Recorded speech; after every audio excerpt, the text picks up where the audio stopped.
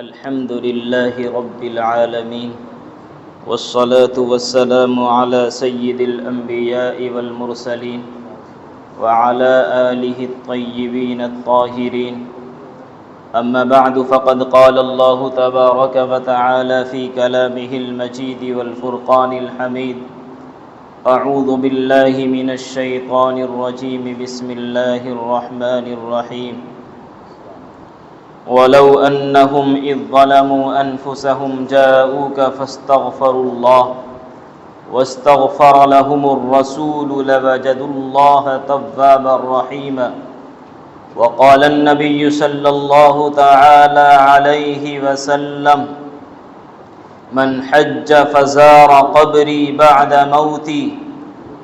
كان كمن زارني في حياتي او كما قال صلی اللہ تعالی علیہ وسلم. لائق حمد ہے وہ ذات جس کا کوئی شریک نہیں،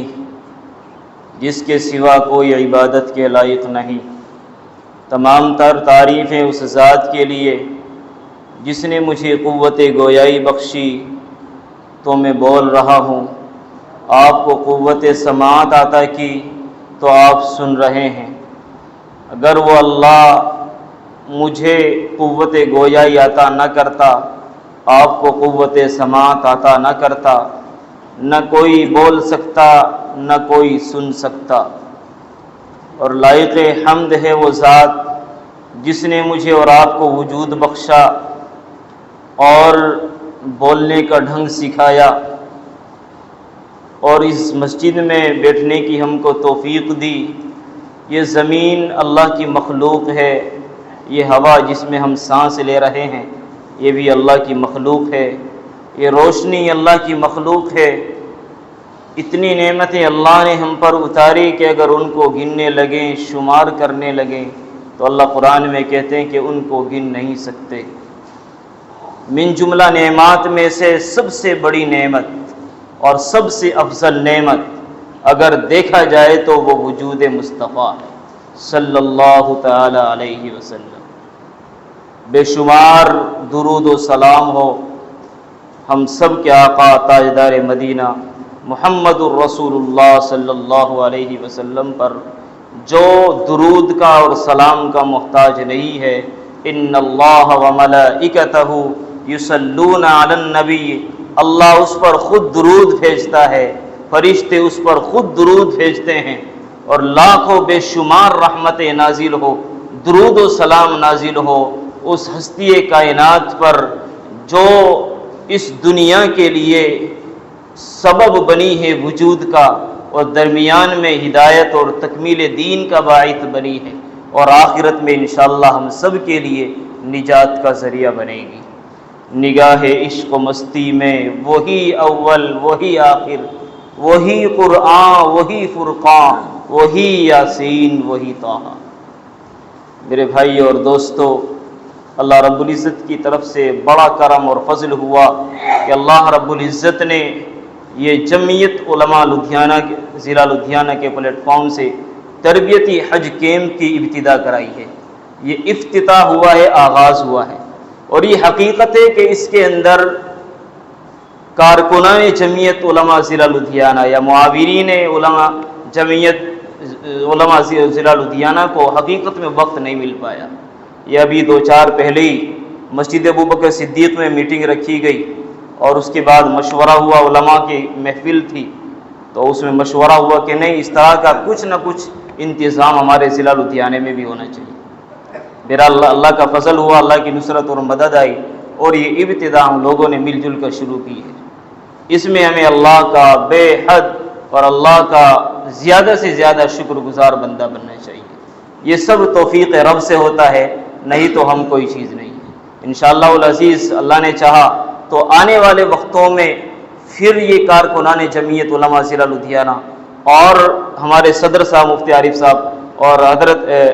مفتی انعام صاحب نائب صدر جمعیت علماء ضلع لدھیانہ، خازن جمعیت حاجی فرقان صاحب، اور اسی طرح تمام معاورین سے امید ہے انشاءاللہ کہ وہ آگے دنوں میں بڑھ چڑھ کر اور پوری ہمت و حوصلے کے ساتھ تربیتی حج کیمپ انشاءاللہ لگائیں گے. اور غازوین حج کے لیے انشاءاللہ ہر طرح کی سہولتیں فراہم کریں گے۔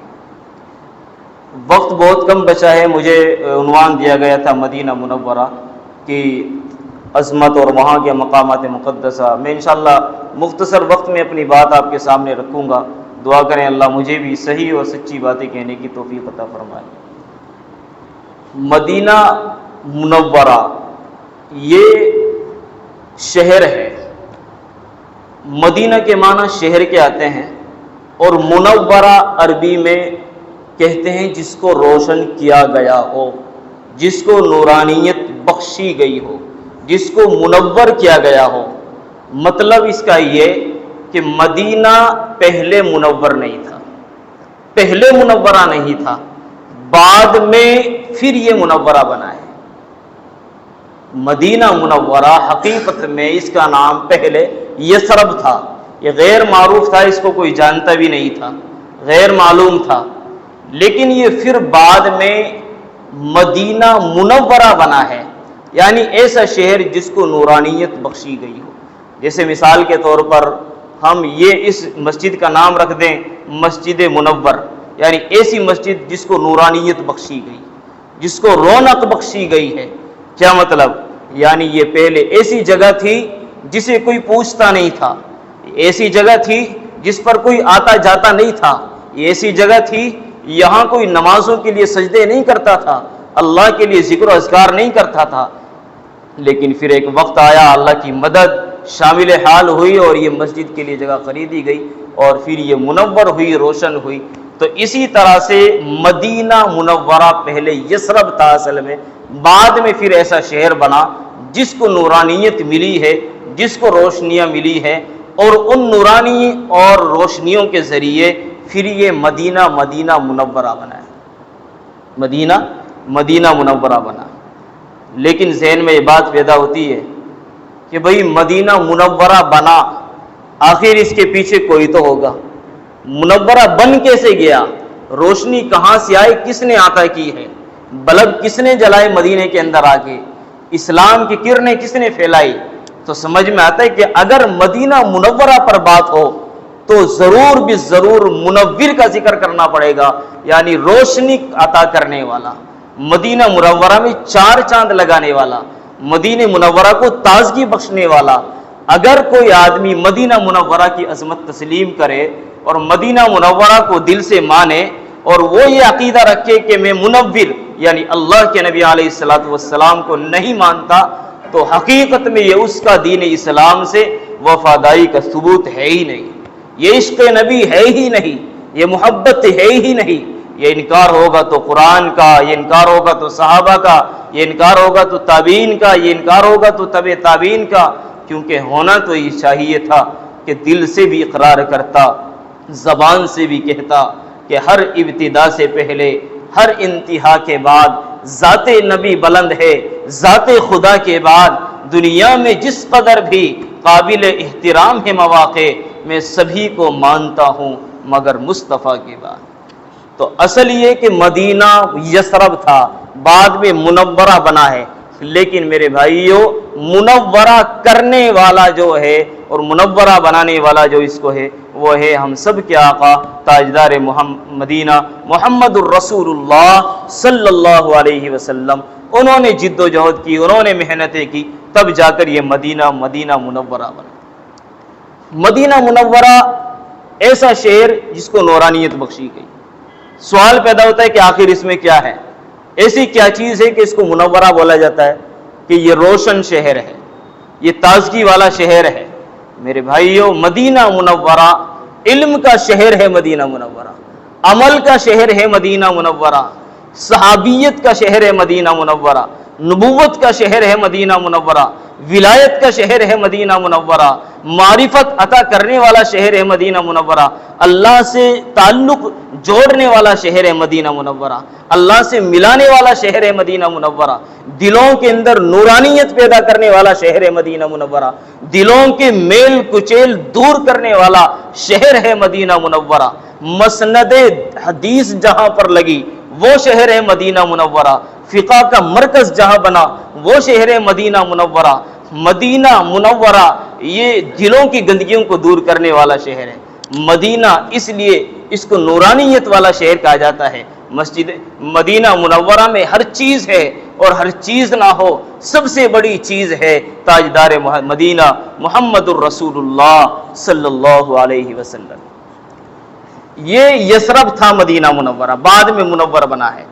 اس کے اندر دو قبیلے، قبیلہ اوس اور قبیلہ خزرج، میں بہت مختصر انداز میں سمجھاؤں گا کیونکہ وقت کم ہے، میں موٹی موٹی باتیں آپ کو بتاتا جاؤں گا۔ قبیلہ اوس اور خزرج یہ دو قبیلے تھے، ان میں آپسی بہت زیادہ لڑائیاں اور دشمنیاں تھیں، اور کسی بھی بات پہ یہ لوگ متحد نہیں ہوتے تھے، اتفاق نہیں رکھتے تھے۔ اتفاق سے سن 11 نبوی میں قبیلہ خزرج کے تقریباً 6 لوگ یہ مکہ گئے۔ اللہ کے نبی علیہ السلام کی عقبہ کے اندر، عقبہ کہتے ہیں دو پہاڑوں کے درمیانی گھاٹی کو، جگہ کو عقبہ کہا جاتا ہے۔ یہاں پر اللہ کے نبی کی ملاقات ہوئی، اللہ کے نبی علیہ السلام نے بہرحال اسلام کی دعوت دی، ان لوگوں نے ایمان قبول کیا، اسلام کی طرف آئے اور یہ لوگ مدینہ گئے۔ وہاں جا کر پھر ان لوگوں نے محنتیں کی ہے۔ اگلے سال سن 12 نبوی میں پھر وہاں سے 12 لوگ آئے ہیں، 6 جو آئے تھے پہلے ان میں سے 5 اور پھر 7 نئے آئے ہیں۔ اللہ کے نبی کے ہاتھ پر بیعت کی ہے، اور اللہ کے نبی علیہ السلام نے قاری کے حصے سے حضرت مصعب بن عمیر کو ان کے ساتھ بھیجا ہے۔ پھر وہاں مدینہ جا کر محنتیں کی ہیں۔ اب یہ دیکھو جو میں بتا رہا تھا کہ مدینہ پہلے یثرب تھا، پھر منور ہوا ہے، روشنی آئی ہے۔ اب یہ جو 5 لوگوں کو اللہ کے نبی نے ایمان کی نورانیت عطا کی ہے، یہ اب منور ہونا شروع ہوا ہے۔ سمجھ میں آ رہی بات؟ یہاں سے نورانیت ملنی شروع ہو، اب منور ہونا شروع ہو گیا۔ لوگ پہلے بھی رہتے تھے، شہر پہلے بھی تھا، لیکن منورہ اب یہ بننا شروع ہو گیا۔ اب یہ 5 لوگوں نے ایمان کی دعوت دی، نورانیت پھیلنی شروع ہوئی۔ 12 لوگ آئے، پھر یہ ایمان کی دعوت لے کے گئے، نورانیت ملی، ان لوگوں نے محنتیں کی اور پھر نورانیت پھیلنی شروع ہوئی، مدینہ منورہ بننا شروع ہو گیا۔ پھر اس کے بعد اگلے سال، تیسرے سال میں تقریباً 73 لوگ لکھا ہے کہ 73 لوگ مکہ مکرمہ آئے ہیں۔ غرض ہے کہ اس طرح سے مدینہ منور بننا شروع ہو گیا، یعنی وہاں پہ روشنیاں پھیلنی شروع ہو گئی، ایمان کی نورانیت لوگوں کو ملنے لگی، جوک در جوک لوگ اسلام میں داخل ہونے لگے۔ غرض یہ کہ مکہ والوں کو یہ چیز برداشت نہیں ہوئی، وہ سوچنے لگے کہ اس طرح تو اسلام کا غلبہ ہو جائے گا اور یہ لوگ مل کر کبھی بھی ہمارے اوپر حملہ آور ہو سکتے ہیں۔ بہرحال قریش مکہ نے طرح طرح کے منصوبے بنائے، اللہ کے نبی علیہ السلام کو نعوذ باللہ قتل کرنے کی سازشیں رچی گئی۔ اللہ کے نبی علیہ السلام کو اللہ رب العزت نے خبر دے دی۔ بہرحال اللہ کے نبی علیہ السلام وہاں سے ہجرت فرما گئے، حضرت ابوبکر صدیق کو ساتھ لیا۔ یہ مسجد قبا، قبیلہ بنو عمرو بن عوف، یہ قبا بستی میں یہاں پہ بستی تھی، پھر ایک یہاں پہ مسجد بنی جس کو قبا مسجد کہا جاتا ہے، یہ غالباً مدینہ منورہ میں ابھی پڑتی ہے، جس کے بارے میں قرآن نے کہا لمسجد اسس علی التقوی من اول یوم، کہ اس مسجد کی بنیاد تقوی کے اوپر ڈالی گئی تھی۔ یہاں ایک وضاحت میں بتاتا چلوں کہ آگے ذکر کیا فیہ رجال یحبون ان یتطہروا، اس میں لوگ نماز پڑھنے والے ایسے تھے جن کے دل گندگیوں سے پاک تھے، جن کے دل حسد سے پاک تھے، جن کے دل کینہ کپٹ سے پاک تھے، جن کے دل بغض و عداوت سے پاک تھے، جن کے دلوں کے اندر گناہوں کا زنگ نہیں لگا ہوا تھا، بلکہ پاک صاف ستھرے اور شفاف لوگ تھے۔ پتہ لگا کہ اگر کسی مسجد کے اندر علماء ہو، متقی لوگ ہوں، تو اس کی وجہ سے بھی مسجد کی فضیلت بڑھ جاتی ہے۔ اس لیے کوشش کرنی چاہیے ہم سب مقتدیوں کے ہم مل جل کر رہیں، پاک صاف رہیں، اپنے دلوں کی گندگیوں کو بھی دور رکھیں۔ بہرحال یہ مدینہ منورہ اللہ کے نبی علیہ السلام سفر ہجرت شروع ہوا ہے، اور اللہ کے نبی علیہ السلام کی نے حضرت ابو ایوب انصاری کے گھر پہ قیام فرمایا، جہاں پہ اونٹنی بیٹھی وہاں پہ مسجد نبوی بنی ہے۔ مسجد نبوی کی تعمیر کرنے والے خود اللہ کے نبی علیہ السلام ہے، خود اللہ کے نبی نے مسجد نبوی کی بنیاد رکھی۔ اس کے بعد پہلا پتھر اللہ کے نبی علیہ السلام نے رکھا، پھر حضرت ابوبکر صدیق نے رکھا، پھر حضرت عمر فاروق نے رکھا، پھر حضرت عثمان نے رکھا۔ اس طرح سے مسجد نبوی کی بنیاد رکھی گئی۔ تعمیر کے لیے بھی کوششیں سب نے کی ہیں، حضرت اللہ کے نبی علیہ السلام خود اینٹیں اٹھا کر لاتے تھے، اور صحابہ بھی ساتھ میں لگے ہوئے تھے، جد و جہد کوشش سبھی نے مل کے کی ہے۔ اب میں اصل جو بات بتانا چاہ رہا تھا، میں صرف مدینہ منورہ بتانا چاہ رہا ہوں کیونکہ وقت نہیں ہے۔ اب یہاں شہر یہ منور بنتا جا رہا ہے،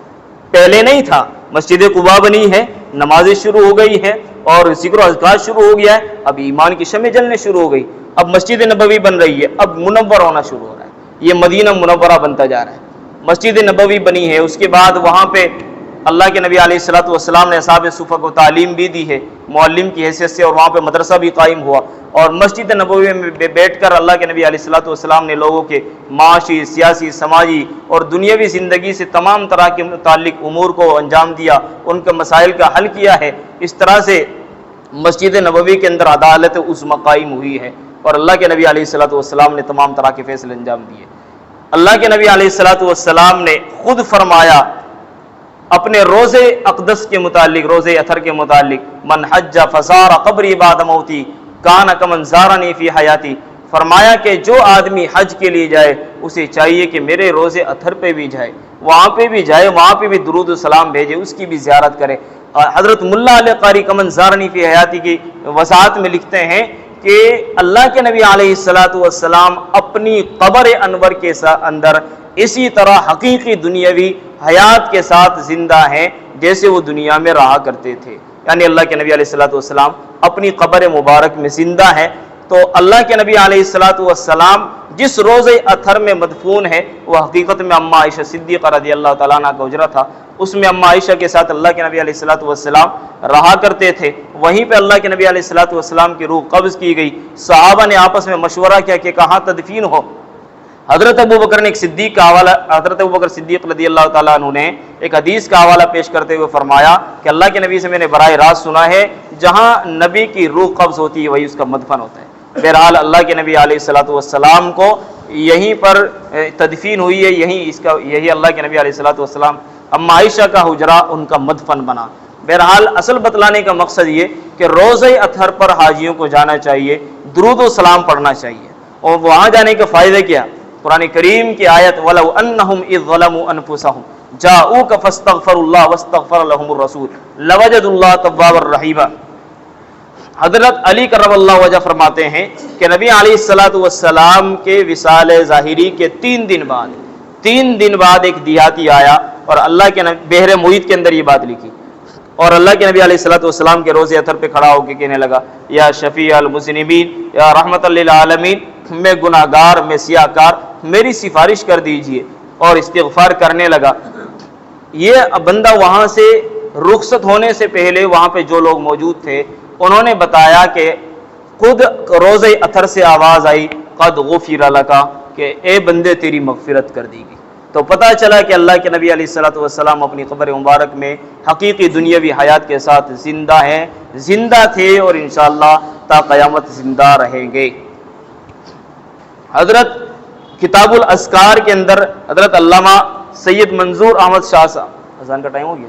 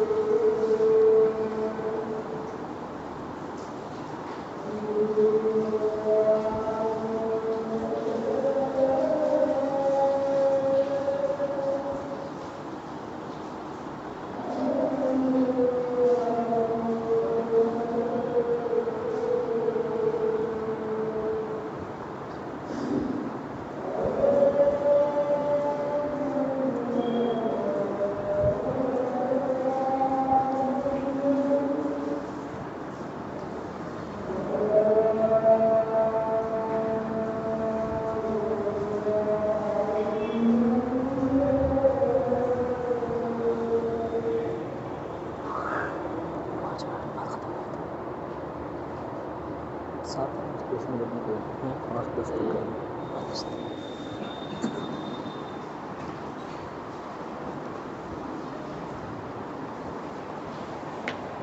الاذکار کے اندر علامہ قطبی رحمۃ اللہ علیہ فرماتے ہیں کہ میں روزے اثر کے سامنے دیوار سے ٹیک لگائے بیٹھا تھا، اچانک میری آنکھ لگ گئی۔ میں دیکھتا کیا ہوں خواب میں کہ ایک آدمی آیا اور آ کے کہتا ہے یا شفیع المذنبین یا رحمت للعالمین، یا شفیع المذنبین یا رحمت للعالمین، اور بہت زیادہ رو رہا ہے اور اپنے گناہوں کا اظہار کر رہا ہے۔ اس کے بعد یہ آدمی وہاں سے رخصت ہوا۔ علامہ قطبی رحمۃ اللہ علیہ فرماتے ہیں کہ میں نے خواب میں دیکھا کہ اللہ کے نبی علیہ الصلوۃ والسلام میرے خواب میں آئے اور آ کے کہنے لگے کہ یہ جو آدمی جا رہا ہے اس کو جا کے کہہ دو کہ اللہ نے تمہاری مغفرت فرما دی۔ تو قرآن کریم کی جو آیت کریمہ ہے وَلَوْ أَنَّهُمْ إِذ ظَّلَمُوا أَنفُسَهُمْ، فرمایا کہ اگر یہ لوگ اس وقت بھی، یہ منافقین کے بارے میں اگرچہ نازل ہوئی ہے کہ اگر یہ لوگ اس وقت بھی جنہوں نے اپنی جانوں پر ظلم کیا جاؤک، آپ کی خدمت میں حاضر ہو جاتے، فاستغفروا اللہ، پھر اللہ سے معافی مانگ لیتے، واستغفر لهم الرسول، اور رسول یعنی محمد صلی اللہ علیہ وسلم ان کے لیے مغفرت چاہ لیتے، اللہ کے نبی ان کے لیے معافی چاہ دیتے، فرمایا لوجدوا اللہ توابا الرحیما، تو اللہ کو یہ توبہ قبول کرنے والا اور بڑا رحیم تھا۔ پتہ چلا کہ اللہ، اب یہ ہمارا عقیدہ اہل سنت والجماعت کا کہ اللہ کے نبی علیہ الصلوۃ والسلام اپنی قبر انور میں حقیقی دنیاوی حیات کے ساتھ زندہ ہیں، یہ تو عقیدہ ہے۔ تو پتہ چلا کہ اگر کوئی حاجی جاتا ہے یا کوئی بھی آدمی اللہ کے نبی علیہ الصلوۃ والسلام کی قبر انور پہ جا کے آج بھی استغفار کرتا ہے اور اللہ سے اپنے گناہوں کی معافی چاہتا ہے اور رسول کو وسیلہ بناتا ہے اپنی سفارش کا، اور اللہ کے نبی علیہ الصلوۃ والسلام واستغفر لهم الرسول، اس کے لیے معافی چاہ لیتے ہیں، سفارش کر دیتے ہیں، تو فرمایا کہ وہ آدمی وہاں سے مغفرت کے پروانے لے کر آتے ہیں، اس کی مغفرت کر دی جاتی ہے۔ تو اس لیے میرے بھائیوں، جو بھی وہاں جائے جس کو موقع ملے، اللہ کے نبی علیہ الصلوۃ والسلام کے روزے اطہر پر ضرور جانا چاہیے، اس کی زیارت کرنی چاہیے۔ خود اللہ کے نبی علیہ الصلوۃ والسلام نے ایک حدیث کے اندر فرمایا کہ جو آدمی میرے روزے اطہر پر صرف میری زیارت کے لیے آئے اور اس کا کوئی حاجت کوئی مقصد نہ ہو تو مجھے حق ہے کہ قیامت کے دن میں اس کا شفیع بنوں۔ دوسری حدیث میں اللہ کے نبی نے خود فرمایا کہ جو آدمی میرے روزے کی زیارت کرے تو قیامت کے دن میں اس کا شفیع بنوں گا۔ تو یہ کتنی بڑی خوشخبری ہے کہ اللہ کے نبی علیہ الصلوۃ والسلام جس کے بارے میں، جس آدمی کے بارے میں کہہ رہا ہے کہ میں اس کا شفیع بنوں گا، تو پھر اس کی جنت میں جانے سے یا اس کی سفارش سے کون انکار کر سکتا ہے؟ اس لیے میرے بھائیوں، جتنا موقع ملے، جس کو موقع ملے، اللہ کے نبی کے روزے اطہر پر ضرور جانا چاہیے۔ اللہ کے نبی علیہ الصلوۃ والسلام نے دوسری حدیث کے اندر ارشاد فرمایا ما بین بیتی و منبری روضۃ من ریاض الجنہ، یہ مسجد نبوی کے اس حصے کے بارے میں یہ حدیث ہے جس کو جنت کی کیاری کہا جاتا ہے، جس کو جنت کا باغیچہ کہا جاتا ہے، اور یہ حصہ ادھر تھا جدھر اللہ کے نبی علیہ السلام عائشہ صدیقہ رضی اللہ تعالیٰ عنہ کا حجرہ کھلتا تھا، ادھر یہ اس حصے کو اعزاز حاصل تھا، یہ اس سائیڈ میں تھا یہ حصہ۔ اللہ کے نبی نے فرمایا کہ یہ جنت کی کیاری ہے۔ علماء نے اس کا مطلب یہ بھی لکھا ہے کہ یہ حصہ جب ساری دنیا فنا ہو جائے گی تو جنت کے اندر منتقل ہو جائے گا۔ ایک مطلب علماء نے اس حدیث کا یہ بھی لکھا کہ جو آدمی وہاں پر نماز پڑھے گا، نماز کی فضیلت کے تعلق سے لکھا کہ اللہ رب العزت اس کو انشاءاللہ جنت کے میں ایک اسی طرح کا باغیچہ عطا فرمائیں گے۔ بہرحال علماء نے مختلف وضاحتیں لکھی ہیں، دونوں میں سے جو بھی مطلب لیا جائے ہمارے لیے تو بہتر ہی ہے،